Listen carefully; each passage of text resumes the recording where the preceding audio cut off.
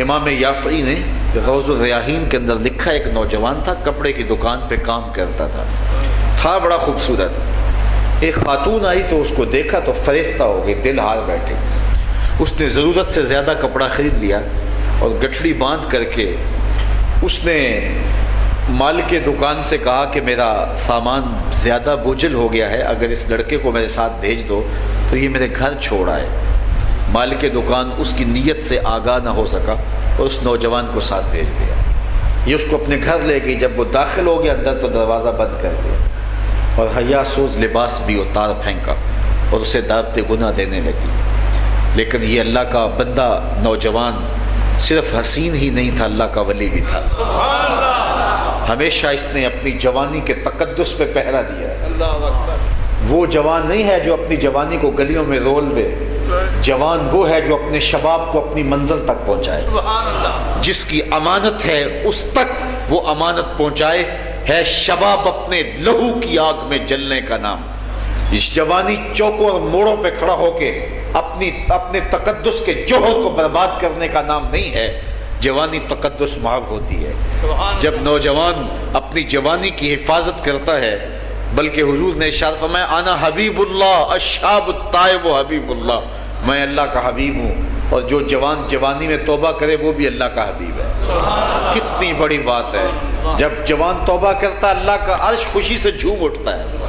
تو جوان کی عبادتیں، جوان کی توبہ اللہ کو بڑی پسند ہے۔ تو اس نوجوان نے اس کو کہا کہ بی بی میں تیری خواہش پوری نہیں کر سکتا، میں مجبور ہوں۔ لیکن اس نے جذبات کو آگ لگا دینے والا ہر جتن کیا، ہر ہیلا آزمایا۔ نوجوان نے سمجھا کہ کہیں ایسا نہ ہو کہ میری جوانی کا تقدس پامال ہو جائے اور میرے پلے کچھ بھی نہ رہے۔ تو اس کو ایک طریقہ سوجھا، تو اس نے کہا کہ تم رکو، میں ذرا واش روم سے آؤں۔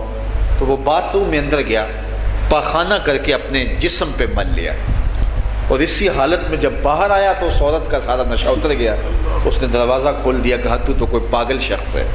تو اس نے دروازہ کھول دیا۔ وہ نوجوان دروازے سے باہر آ رہا تھا اور دل ہی دل میں رب کا شکر ادا کر رہا تھا، مالک میرا بدن گندا ہو گیا لیکن من تو ستھرا رہا۔ سبحان اللہ۔ کائنات کا سب سے حسین چہرہ وہ ہے جو جنسی کالک سے محفوظ ہو۔ سبحان اللہ۔ باہر ایک کنواں تھا، وہاں آ کے اس نے غسل کیا۔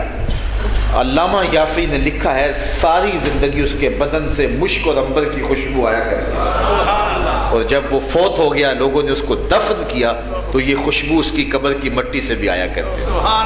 کوئی رب کے لیے گناہ کو چھوڑ کے تو دیکھے، کوئی رب کے لیے گناہوں کو ترک تو کر کے دیکھے، اللہ رحمت کے دروازے کھول دیتا ہے، اللہ کرم نوازیوں کے دروازے کشادہ کر دیتا ہے، اپنی خاص رحمتوں اور خاص کرم نوازیوں کا نور اس کے اوپر نازل فرماتا ہے۔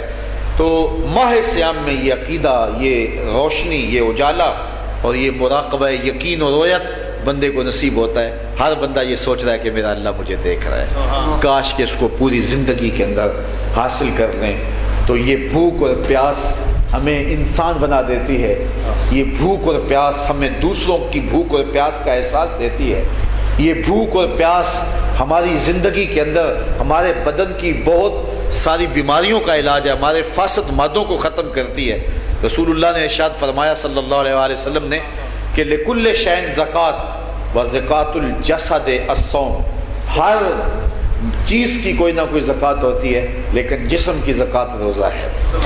یہ بدن انسانی کی زکوٰۃ ہے، تو ہم اپنے بدن کو جو ہے وہ اس کی زکوٰۃ ادا کریں، روزہ رکھیں اور روزے کے تقاضوں کے ساتھ روزہ رکھیں۔ اور فرمایا کہ جو جھوٹ اور جھوٹے کام نہیں چھوڑتا اس کے بھوکا اور پیاسا رہنے کی اللہ کو ضرورت نہیں ہے۔ تو صاحبو آئیے میں اور آپ اپنی زندگی کو روزوں سے منور کریں۔